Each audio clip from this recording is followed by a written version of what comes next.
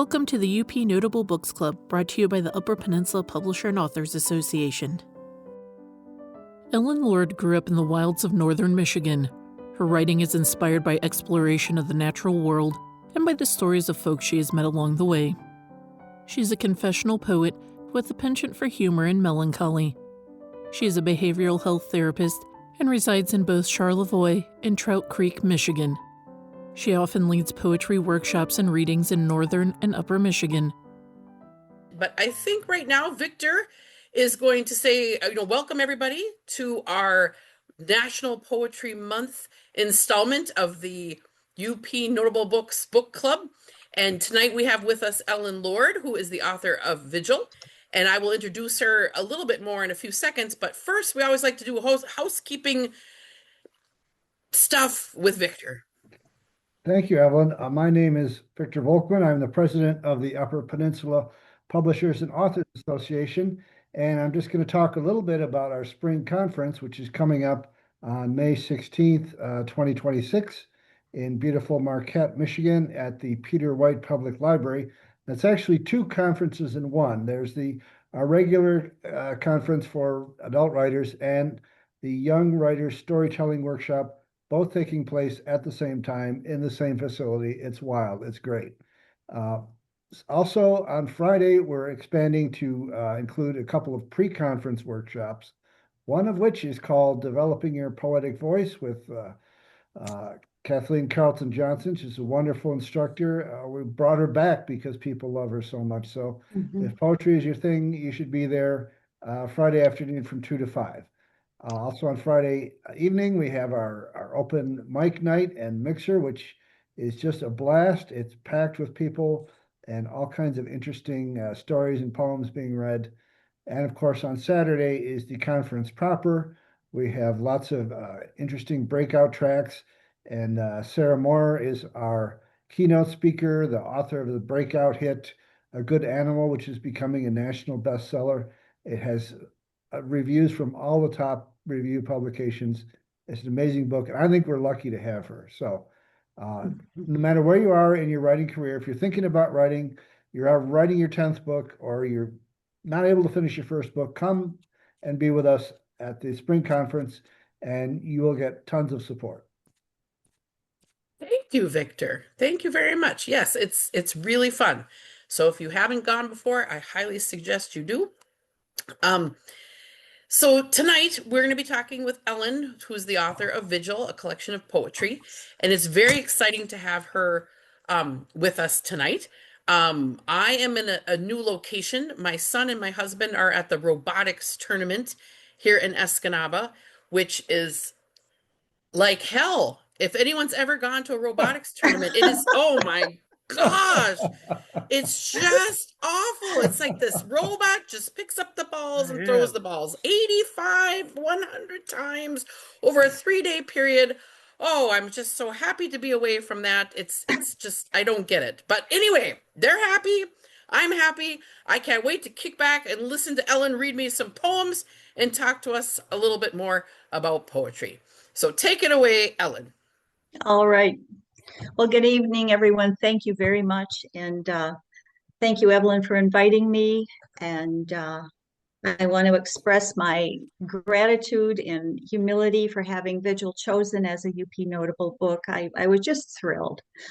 And of course, I always want to thank Victor for all he does for me. I just, he's over and above, and he always responds to my craziness. Just a week ago, I asked him to change 2 lines in these poems. And every time I open the book, I find something, I want to change that. And I think that's kind of typical of poetry. I drive my partner Ed nuts with that kind of thing, and anyway, no, he's good. So the book, Vigil. Do you want to hear about the cover first, Evelyn, or do you want me to start reading? I can't hear you. Muted. I muted myself. Sorry. Can you show everybody the cover in case they haven't seen it? This is quite a cover. And I asked Ellen to tell us a little bit about how this cover came to be. All right. This cover is my brother Gus, and he's a Vietnam veteran. He was 2 years younger than I am. He died in 2023, and he had served 2 tours in Nam. And we were going through family photos, and I found this little raggedy photograph of him, and he's hanging on the cross, smoking a joint. And it kind of just represents his sense of humor and his irreverence and kind of the irreverence of the Vietnam vets during that era with the way they were treated when they came home. So he was a little bit outrageous. He was a pipe fitter. So I found that photo, and as I was putting these poems together, and this book is dedicated to him and our other brother, Byron, who died of a head injury. But I wanted this on the cover. So I have a friend, Karen Walker, who restored the photo for me. And then Victor did some kind of magic and put a background in there. I know nothing about those things. So he did that, and I just love it.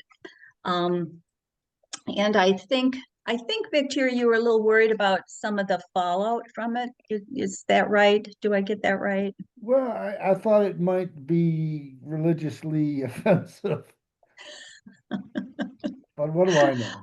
Yeah, well, the only person, yeah, people are very curious about the cover, and I'm not meaning it to be sacrilegious or irreverent. The only person that has had trouble with it is our youngest brother, Mitch, and he thought it was kind of spooky, and I think it kind of upset him, and that was close to, so that's the only feedback I've gotten from it. I try real hard in my poetry not to offend anyone, and I think that's always a challenge for not only a poet but other writers, especially a confessional poet, because I'm talking about things, and so I try to be emotionally honest. I might be changing names or situations, place, that type of thing, but I want it to be emotionally honest. But I think I try to be discerning, when I write. So anyway, that's the cover of Vigil. Most people like it. So I'm going to start with the first poem in the foreword, and it's called Sharing Earth. And it's an invitation to join me. It starts with an epigram. And the world has ceased to hear you. Say to the silent earth, I flow. To the rushing water, speak, I am. And that's by Rainier Maria Rilke. And I want to say that the format for 15 poems in this collection, before I go on, are Haibun, Haibun, and that's a form of Eastern form of prose poem with haiku in it. And the haiku might be braided like this poem, or it might be at the end of the poem, or anywhere within the poem. So that's the format, in case someone visually is looking at it.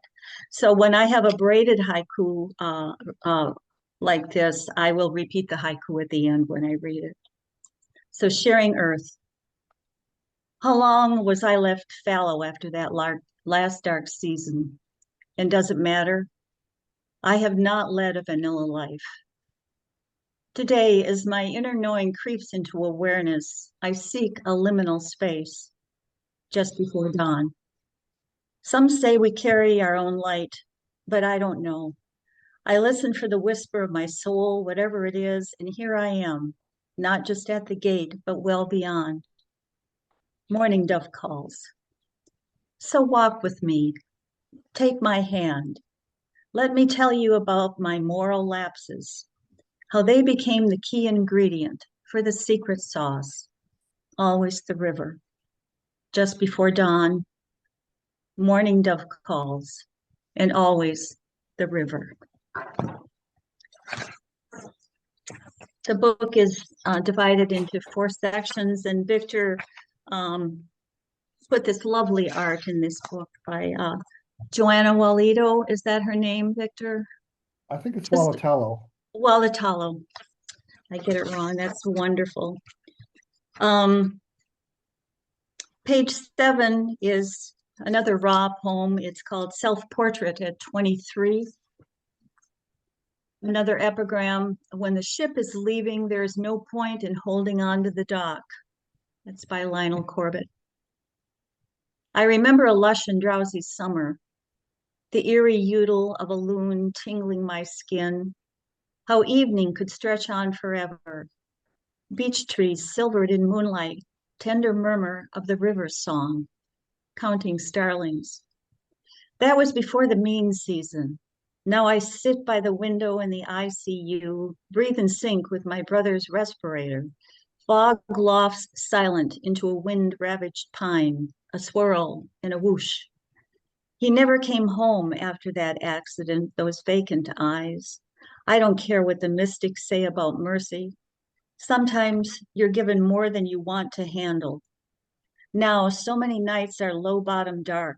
Even dawn seems to smell of mold and piss. I've started to question that old river about its timeless murmurations. Then gone, counting starlings, a swirl and a whoosh, then gone. So that's kind of raw. Lighten things up. And for the women of the UP, especially the wild girls, on page 15, there's a poem called Ankle Bracelet Blues. And I'm not talking about a decorative, pretty ankle bracelet, if you know what I mean. Okay.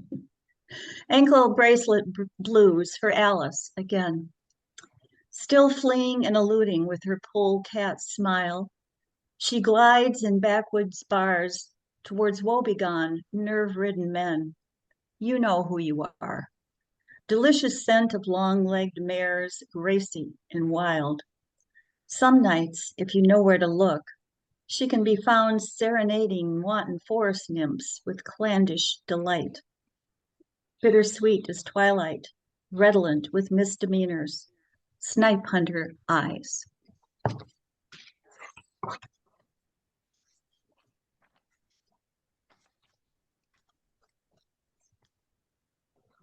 A spring poem, Mushrooms and Agates, on page 18.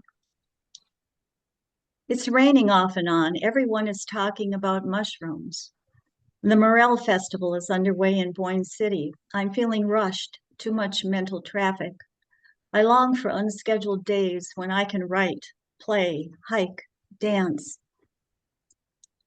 I want to be on back trails and unspoiled shorelines. Meanwhile, I sit in my office as hours shift away. Yesterday, a client bartered with a jar of agates, Lake Superior agates. I was tearfully moved, such a precious gift. He is a Vietnam veteran, artist addict, who can't seem to find his way back into mainstream society. He prefers the solitude of a deserted beach. He sits before me barefoot. Insanity radiates from his eyes and he smiles. Primal adventure, elusive treasures hidden in plain sight. And then the hardest poem in here for me to write was the title poem, Vigil. And it was about 3 pages, and it's narrowed down to 14 lines, which makes it an American sonnet. And I started writing it at the Bear River Writers Retreat. And I don't know if you know the writer, he does novels, and Tom Lynch, he's a multi-genre writer. He helped me with this. It's called Vigil. And I have trouble reading this poem, so I'm going to try to get through it. Vigil for Gus Lord, 1949 to 2023, Vietnam veteran.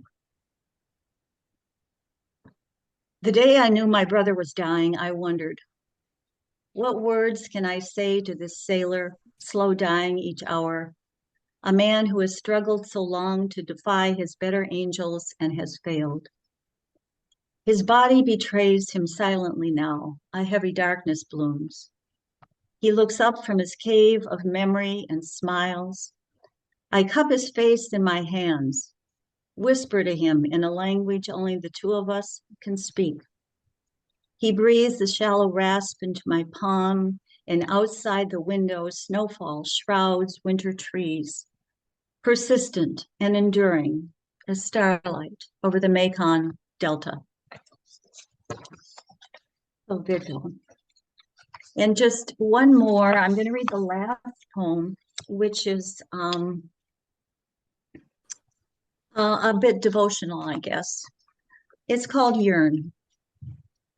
Lilacs glow in afternoon light, insisting their scent into the air. I want to shine like that, all succulent and sass. I slide on silence into long, empty hours, try to live with who I am and not what I thought I wanted. How I yearn to be freeze-framed, all peak and profound, awake beyond midnight. I remember catching fireflies as a kid, how they faded in a mason jar with their last spark of lust. The moon on those summer nights followed me everywhere, falling in love. Years later, I have forgotten so much, like how home never leaves us and why we try so hard to get back there. The cadence of rain. Awake beyond midnight, falling in love with the cadence of rain. So that's a sample of the poems. Any Wow. questions at all? Thank you. That was so nice to have. It's funny, when I read your poems, my Ellen Lord voice is different than yours. Like, I had you sounding different. So it was really nice to hear you say them. I enjoyed that. Thank you. Yeah.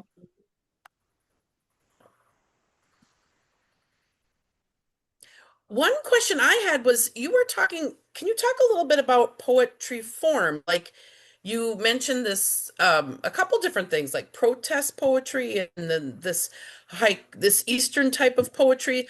How do you always use a form? Do you enjoy certain forms over others?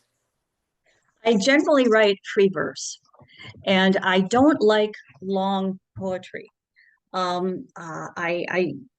To write a 2-3 page poem, to me, it really has to be a good poem. I like them. I rarely do I write anything that's over a page, and usually it's shorter. Now it'll start out, I handwrite when I start. It'll start out very long, and then I revise and revise and revise. I'm trying to figure out what exactly I'm trying to say.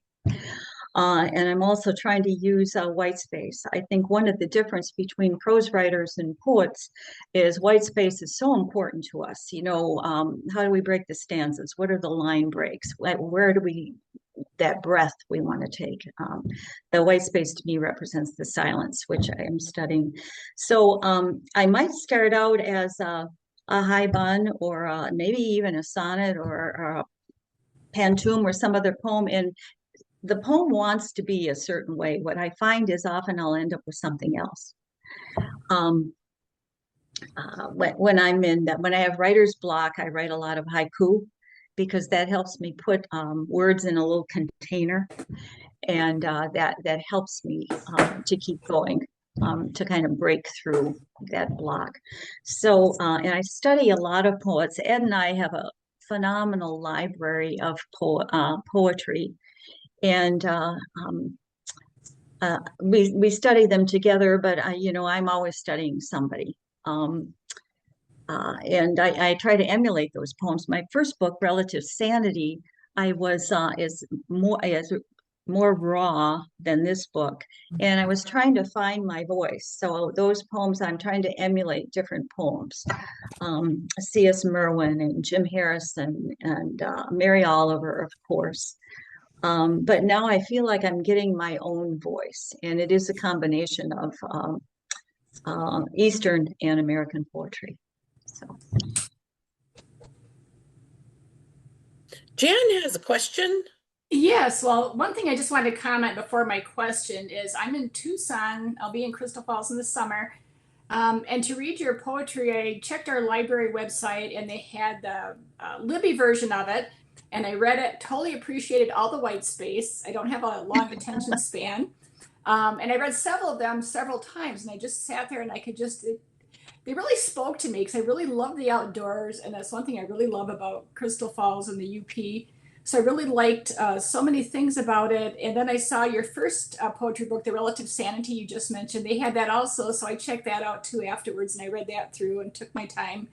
But I just had a question thinking back to what you said about when you're writing the poem about your brother, how you had 4 pages and then you narrowed it down to a sonnet. Have you thought about, I mean, or do you ever take the material you don't use and turn it into a poem, or are you just done with it at that point and you move on to something different poem? Um, yeah, I usually have 2 or 3 poems going at once because I'll get stuck. And so I'll put it down and then come back to it later. And and sometimes it's not until after a year or so I'll find this and I'll go, oh my gosh, and it has a different energy, or I'll throw it away. I write a lot of bad poetry too, Um, so yeah, and very rarely do I birth a poem and it's just there. I when I first started writing poetry, I thought that's how it was. You sat down and wrote a poem, and then you went, here's my poem. And Ed has been a real mentor with me, and he's my first reader all the time. And I spend a lot of time in revision. And I think that's very important. I belong to a poetry group and a general writers group, and my poetry group is really good for revision. And I think it just makes our work better if we're doing writing, and not just poetry, but any kind of writing. Yeah. So, but it's like it's giving birth to something that wants to come out of me. And it can be a real brat as far as, how do you want to be, Yeah. Yeah. Thank you for reading those. You're welcome. Oh yes, I enjoyed them very much. Yeah. I like how you're talking about white space. When I lived, well, I'm like a teacher by trade before I became a librarian, and I taught overseas in Taiwan for a few years. And I worked with a lady who was sort of, kind of famous in our area of Taiwan for, Chinese paintings. And, I remember her telling me that you have to have white space in a Chinese painting on both sides of the painting, because the viewer of the painting has to get into the painting and they have to go out with their chi. So it's Yeah. like there is a lot with white space, and I like what you have to say about that, because I enjoy reading short poems too. I think they're more intimate. They've been worked on quite a bit. It's nice. Yeah. Yeah. Right. It's interesting on the Chinese painting, or I've been doing some ekphrastic poetry, and ekphrastic poetry is a combination of a poem and another form of art. It can be sculpture or painting or whatever. And I did a show in Minneapolis with this poem Vigil. And so the picture was up on the wall, and then the poetry was next to it. And then I've done one at Crooked Tree Arts Center in Traverse City, and I did one with a poem from Relative Sanity for the East Jordan Arts Council. And those are fun because you're working with that other kind of artist. I mean, you don't work with the artist, but you look at their art and you sit there and you find a poem or write a poem to that. And I think it can be very powerful. And when they have the shows, the people are looking at the art and you're reading your poem. So it's interesting. Yeah. Nice. Okay. Questions or comments before we move into some things that we wanted to talk about? Victor, I didn't know this, but Victor and I and Ellen were talking earlier. Ellen, you perform your poems a lot. Do you want to talk a little bit about that? That's been a labor of love. Ed, do you want to say anything about that? I would, but I don't think. Can you hear me? We Yeah. can hear you. Oh, good. Yes. Um, Ellen did not want to read her poem at the first Poets Night Out that we attended, where one of her poems was selected. And I told her if she didn't get up there and read it, she'd regret it for the rest of her life. And she got up and read it, and it set her on her journey. And she does a great job now. It kind of thanks, honey. Kind of the backstory with that is I stuttered as a kid, and I because of that speech impediment, I really developed a social phobia, especially public speaking. So even though as a therapist, I've done group therapy and I've taught in a couple of junior colleges, that's okay. That was all right. But to just get up and read a poem, the anxiety was just terrible. And that episode was in 2014, and it's the first poem I ever had accepted anywhere. I was thrilled, and I really wanted to read it. Since then, I've kind of overcome this phobia, and I love sharing my poems, and I want to get better at spoken word. I love it when someone gets up and can tell a story or read a poem and is animated and does a real good job. So I want to learn more about that. So that's been a gift of that's come out of this poetry for me. She can't shut up now. You said enough now. That's all right. We're gonna mute you, Ed. Oh, yeah, that's kind of neat how you I didn't you read some of your poetry last year at the UPA open mic? Right. Yeah, so it is fun it is neat. I got to hear you read some poetry there too, so it was pretty nice. Now, when you talk about journey, you had mentioned before did you say you're kind of a late bloomer to writing poetry?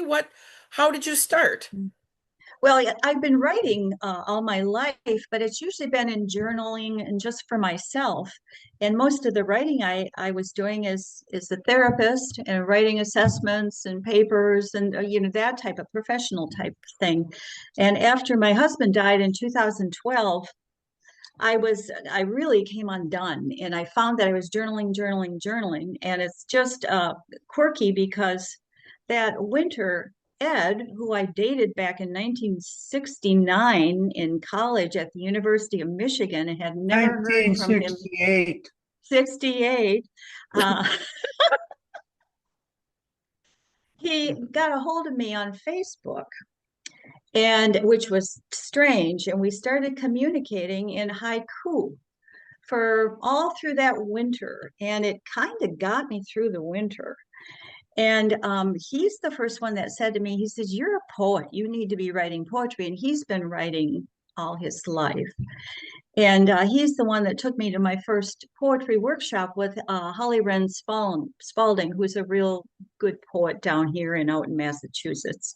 And so I started writing and submitted a poem, and then I started just loving it. And it just really filled a void. And I'm a trauma survivor, and I found that I was processing a lot of trauma through this. And I've also used poetry with clients through the years, having them write it or bringing it in, that type of thing. So this was new for me to make it a priority, and it was a hobby. And now I consider it part of my primary identity. And at my age, I'm just loving it. So, yeah. Oh, that's really a neat story. Yeah. How that's I'm so going to I've got to ask nominate this her for question. the UP Poet Laureate. Oh, gosh. Deserves it. Be quiet now. But I have to ask that question too, because when you're talking about being like nervous, starting with writing the poetry and reading it at places, what about how did it feel? I mean, I know like poets primarily like they send submissions into anthologies. Or like, have you gotten a lot of rejections? What was the first acceptance like? How has that been for you? Um, I've got a lot of rejections, and I think we learn. And at first, it was just, oh my God, it breaks your heart. Mary Oliver, I read something by her once that said she figured about 11% of her poetry was accepted in the early years, and that's Mary Oliver. I mean, she's wonderful, and so I think the more I submit, the more I just, you know. I'm surprised when they're accepted. And I've learned the different anthologies and places that take the type of poetry that I like to write. I think when you're submitting, whether it's prose or poetry, you should read what that particular magazine or organization does. So I'm not going to submit to someone who wants, poetry from immigrants or something like that, because probably that's not what they're looking for. And they generally will tell you, what they want. So I think that's really important. But yeah, lots of rejections. And I don't like it when I don't get a nice rejection. I really, really appreciate a very kind rejection. So, in fact, I saved the kind ones. Yeah. Wow, good. How did now you have a couple of these books of poetry, all of your own poems. So how did that come to be? Like, did you have a overarching scope of what they were all going to say, or did somebody say, "Hey, you should put your poetry together"? How did you get your books published? Yeah, I had no idea what was going to be coming out. And being involved with my poetry group, Freshwater Poets, and processing these poems and then submitting them. And they didn't have any rhyme or reason. It just whatever happened to be coming out. My group said to me after a while, "Boy, you're putting some good poems together. Have you thought about a chapbook, which is a little book?" And so, and it was a goal, to get a poetry book out there. I thought, at first it was a poem. I'd love to get a poem accepted and published. And then that happened. And then I had quite a few accepted and published. And so I started putting them together. And that is really a labor of love too, because I would take the pile and put them all out on a table. I'm real hands-on, spread them out on the table and ask them where they wanted to be. So arranging them in a pattern that flows is a challenge. And so that's how I would put them together. Yeah. So I'm thinking now I want to do a lot of these are memoir-esque. And I'm wanting to do a larger volume on memoir, poetry and memoir. So that's kind of what I'm working on. But what I'm finding is these protest poems are falling out. So right now I'm writing some protest poetry. Tell us about protest poetry. What does that exactly mean, or how do you do this? Well, when I think about Bob Dylan, and of course I'm a child of the 70s. And 60s and 70s and all that protest, those are protest songs, and that's protest poetry. The times they are changing and that type of thing. So it's kind of a rage and listen to me about what's going on. It tends to be political. And so I've got two if we have, how are we doing with time? We're running out of time. Great. We have lots of time. Yeah. And so, I'm thinking about, I've got two in here that at first weren't protest poems, but when I read them, I'm reading them as protest poems. These were from internal angst, and I can read two, they're short. But now I'm thinking of, whether it's the children of Gaza or just any of the innocents that are involved in any kind of mayhem throughout the world, that type of thing, or any of us that want to change things. The first one is on page 13, and it's called Burn. I stand under a mean sun, incessant yearning penetrates sodden swamp air. Thunderheads billow in the western sky. I pray for a deluge, a downpour, a reprieve. I'm so weary, so very tired of burning. So that could be a personal, when you're in despair, something terrible's happened and you don't know how you can get up again, or it could be globally, that type of thing. And then the next one is called War Zone. And that is, I want to howl, but nobody listens. Thunder growls to a deaf moon. Knots of angst unravel in deep darkness. So tired of irony, bored with suffering. I wonder why things are always falling apart. How do I flow with the surge of rising wind? What feelings do I hold? Am I comfortable with uncertainty? On second thought, never mind. Just dance with me. I don't want to know your name. Beyond the tree line, a flock of starlings swallow the sky. So, so those I consider they could be protest poems, or they could be um, um, just poems about despair. When we get lost. So.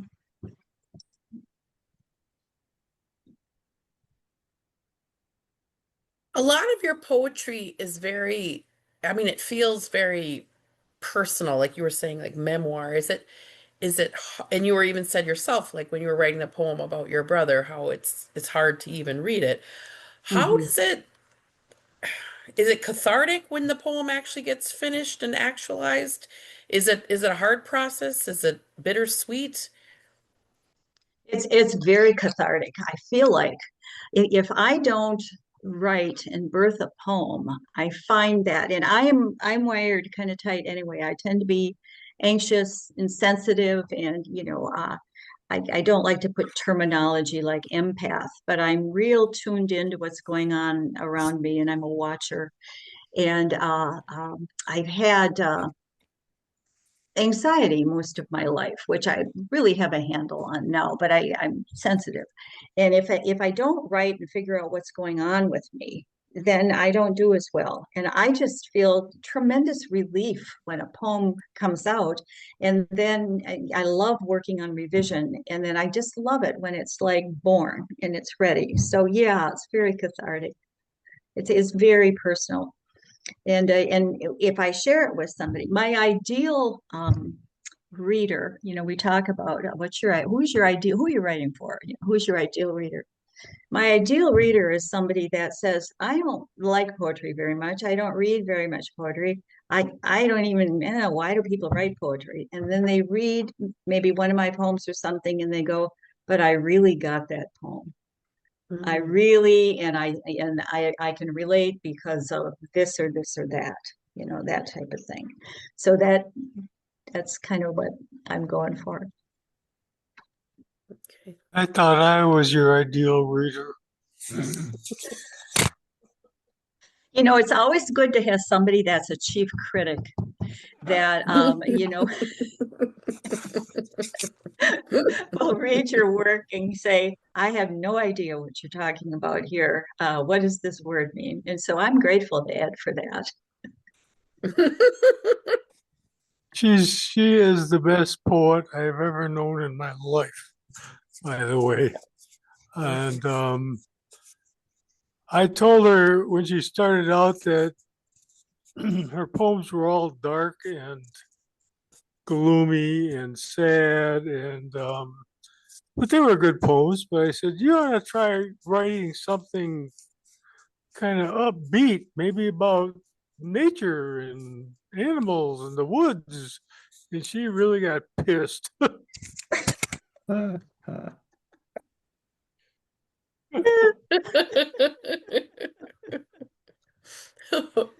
Yeah.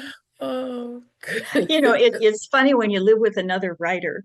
I don't know if anybody else here lives with another writer, but we don't argue very much. But some of the intense arguments that we've had has been over writing. Mm-hmm. His poetry, my poetry, that type of thing.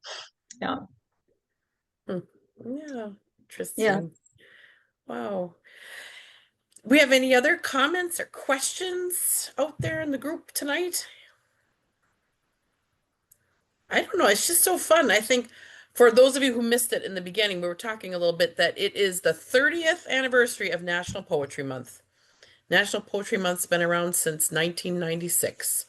And so I think it's really great that we get to spend a night talking to Ellen about her poems because they're very, um, I find them pretty accessible. I don't know those of you who have read them, and that's not always the case. It's not always easy to get into a poet's head because they're just doing such, I always call it like master scissors work. I mean, you're really cutting in trying to get the right words in the right places at the right and to have all that going on and then be able to engage us, that's really great. And I think you do a good job at that, Ellen.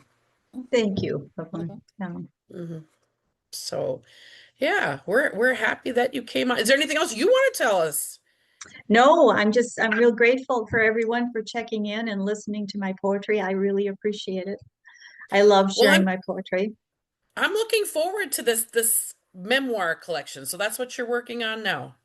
Right. Yeah.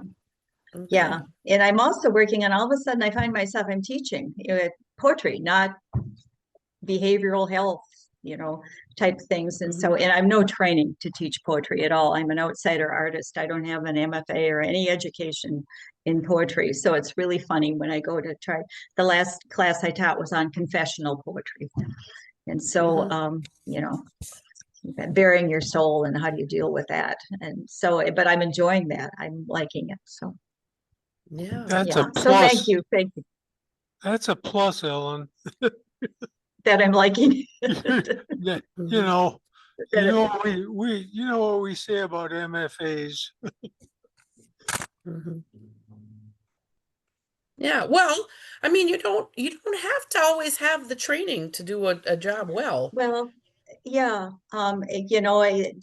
they call us outsider artists, and I see some people who do other mediums, painting or whatever, that have had no formal training, and they're just brilliant in what they do. And Mhm. that's amazing to me. Musicians, too, that can Mhm. just have that natural ability. I'm not saying that I have that, but I don't have formal training in writing poetry. Mhm. So Mhm.